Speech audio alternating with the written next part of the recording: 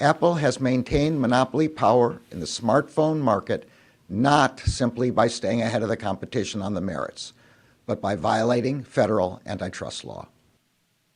Developing now, the Department of Justice and 16 other states are suing Apple in a landmark case alleging an illegal monopoly related to its dominance over the smartphone market and its app store. Adam Kovacevich is founder and CEO of the Chamber of Progress. He's here to help break down exactly what the DOJ is accusing Apple of in this blockbuster lawsuit. I guess the first question is, what's at the heart of the DOJ's allegations? Well, I think the question at the heart of this suit is that we have really two primary competitors in smartphone operating systems. We have Apple with iOS, which has a slightly larger market share in the United States, but which has basically a closed, highly integrated operating system that includes things like Find My Phone and CarPlay and really seamless interconnection with things like AirPods. And then we have Android, which is a much more open, flexible environment. And in many ways, what this case is doing, if it succeeds, is it would force iOS to look and feel more like Android. But of course, millions of people have chosen iPhones because of the very reason that this case is attacking iPhones, because of that sort of seamless, it just works integration. And that's really sort of the issue at the heart of this case. So I think The Hill's Jeff River put this very smartly when he said that essentially what Attorney General Garland and the DOJ are accusing Apple of is building like a moat almost around the smartphone, a digital moat, so to speak, in terms of the monopoly. So explain to me precisely what that moat is and how much this could deflate Apple's presence in the market.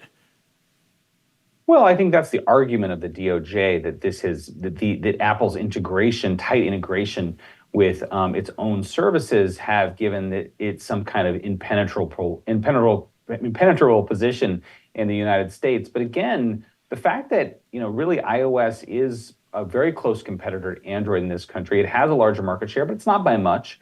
And iOS's market share is probably around 60%, which is not really in the realm of high market shares that are typically considered to be kind of a monopoly position.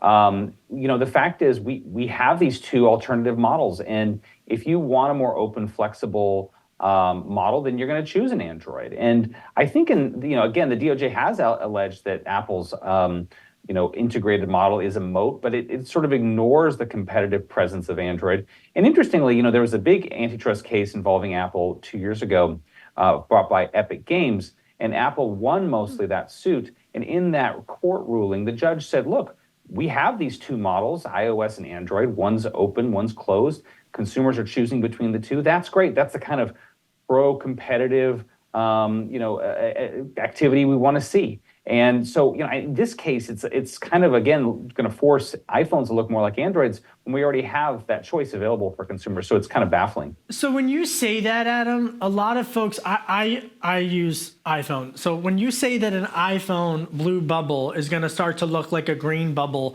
on the Android, what exactly do you mean? What impact could this have on consumers who are utilizing iPhones? Well, the green bubble, blue bubble thing is something that Google has complained about for a long time now. And, it was a major feature of the press conference the DOJ had this morning. It seems an unusual topic, frankly, for the government to take up and take so much energy on. But the complaint that the Justice Department brought applies to iMessage. It applies to things like Apple Pay, Apple Wallet. It applies to to Apple's rules around what they call super apps or cloud gaming apps. And the general argument is that Apple's rules have, hurt kind of alternate competitors.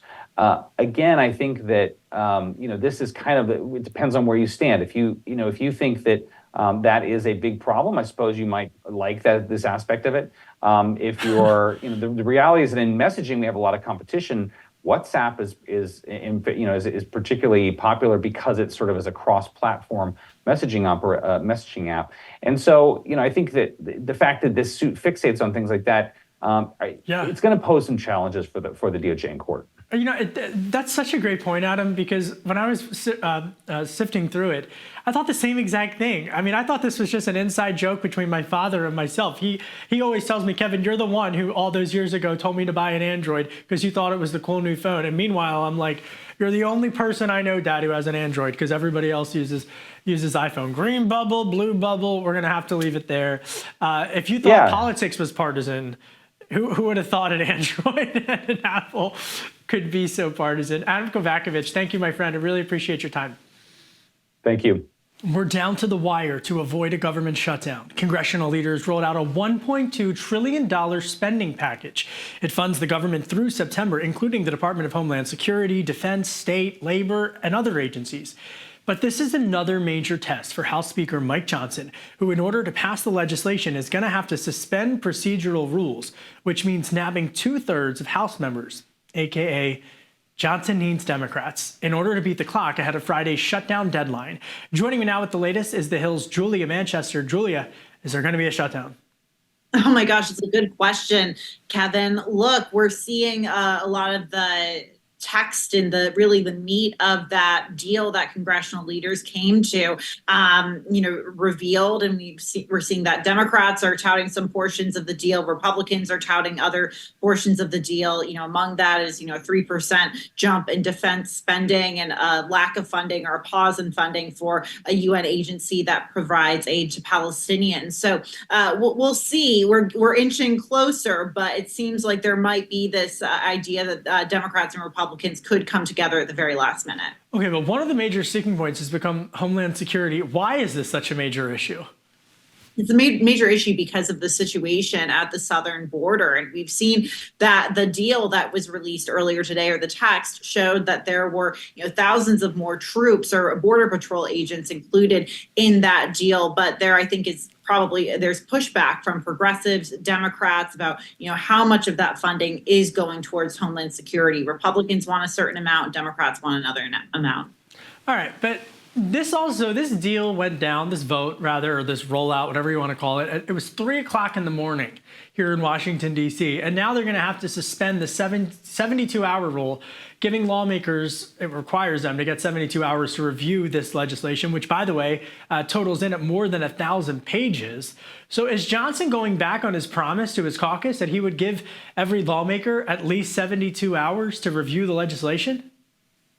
Look, I think he would say, or maybe his supporters would say, desperate times call for desperate measures, that he really wants to beat the clock on this and avoid a shutdown by Friday or in time for Friday. So, at this point in time, they just didn't get it there in time where you get 72 hours to make, go through all of that information. So it's crunch time. But I mean, no one can read a 1,000-page book. I don't even think AI could read 1,000 pages in 72 hours. So I mean, what does this say about Washington, D.C., that we're having our elected leaders, our elected officials, hammer out a deal totaling more than $1.something trillion at more than 1,000 pages, and not everybody's even going to read it? Yeah, look, I mean, I'm assuming there's going to be some teamwork there, but you're right. The members themselves will not get to read every single page, or theoretically they won't be able to, in time for that deadline. But I think it shows that once again, this is procrastination. This is kicking the can down the road because of this, lack of bipartisanship we're seeing. This is sort of I guess you could say a result of that, a symptom of that because lawmakers aren't getting together from the get-go, that we have these last-minute deals that get shoved through. Not everyone's happy, but at the same time, not everyone has gotten to look at everything, really. Well, I'll tell you, someone who's also in the crosshairs, it's not just Mike Johnson, it's Congressman Ken Buck. I mean, here's a Colorado Republican who the House Freedom Caucus just booted to the sidelines out of their caucus. So what's going on with Ken Buck? Yeah, with Ken Buck, look, I mean, he announced, last week, that he wasn't running for re-election. And that means that there will be yet another vacancy for Republicans, and that Mike Johnson's very narrow majority could get even more narrow. Could become more narrower. So, this is definitely sort of a result of Republicans, conservatives being unhappy with Ken Buck there, and, their move to really push him out. Switching gears now, back to foreign policy in Ukraine. Democrats seem open to backing a loan strategy for funding Ukraine. Is this a viable compromise if they can't get funding bills separately for Ukraine? Yeah, look, I haven't really delved into this, topic in particular, but I mean, I think right now, I think it's what Democrats are leaning on. Right now, Republicans as a whole have not signaled that they are going to, support funding Ukraine for the long term. There's obviously a lot of divide within the party on that. So this could be a workaround for Democrats. And did you see this? This caught my attention. Congressman Jared Moskowitz, he's a Democrat from Florida. He was on Capitol Hill earlier this week in a hearing, and he had this exchange with Freedom Caucus member Congressman Jim Jordan. Here, take a listen. When can we tell the American people you're going to stop wasting their money and just call for the vote on impeachment? Gentlemen, yield? Sure. We don't do snap impeachments like you guys. We actually do the facts. We do oversight according to the you're Constitution. never going to call for it. You're never going to call for it. I mean, you can predict. You can predict the future. How do you know? You guys only have 6 more months probably in power, right, until the election. So, are you going to do it in 2 months? Are you going to do it in 3 months? Like, tell the American people. Does the Constitution put a time limit on oversight? So I didn't read that in the Constitution. I mean, Moskowitz, if he wasn't in Congress, might make a pretty good reporter. I mean, he's asking what we all want to know. When is this impeachment coming, Chairman Jordan? It's a good question. And I feel like I say this every single time we talk about this, Kevin. Republicans need to find that connection between, that connection that links President Biden directly with Hunter Biden's business dealings. They haven't been able to do that yet. So it's a real question. And, I think it just goes to this larger issue of impeachment really lacking the seriousness that we've seen in past years or past administrations or past decades.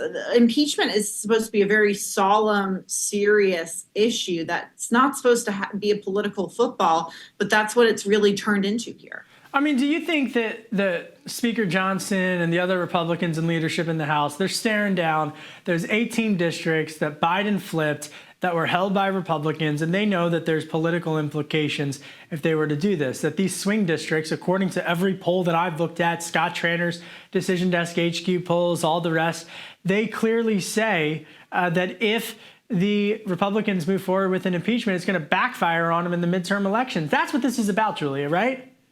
It's all political. And I think it could very well backfire on them. It depends, how much meat they have to back it up. But I think right now Americans are looking in on Washington at a time when, we have a number of foreign wars happening. We're still, the economy's growing, but there's still a lot of struggle out there. And they're seeing Washington play, go back to political football, whether it's kicking the can down the road with these, government funding aversions or also impeachment. So I think it's something that, doesn't sit well with most American voters. And I want to note, folks, that I talked to Republican sources who tell me that even if they don't impeach President Biden, it's only going to motivate the Republicans to turn out because they see this as a total unequal justice system in which you've got Trump being prosecuted and whatnot, and Biden getting a free pass. That's according to the Republican sources that I talked to. But to wrap it all up, I do want to talk to Julia Manchester about the campaign trail because election filings released this week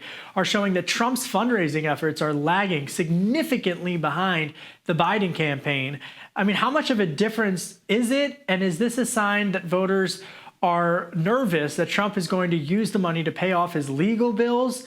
And should Trump world be worried that they're getting pummeled by Biden in the fundraising hall? It's a substantial difference, but, I think this might not be as much a concern of voters. We know that Trump's base is very much behind him, but a concern of donors, and that donors aren't sure what's going to happen with Trump's legal issues and whether he'll be able to pay off his legal fees and, whether, he faces consequences, for example, if his assets are seized in New York, for example, that would be a major blow to him, in his personal finances. So I think it shows that there's trepidation on the part of the Republican donor class. But do you think it matters? I mean, I was talking with Amy Parnes, who's back at the Hill. I was talking to Amy about this the other day. Does it matter? If Trump doesn't have more money then Biden and the donors don't back him? I mean, he won 2016 by the free media alone. I mean, does the donors look? I mean, anything? that's a very good point, but at the same time, I think we're in a different environment in 2016. Trump isn't doing, he's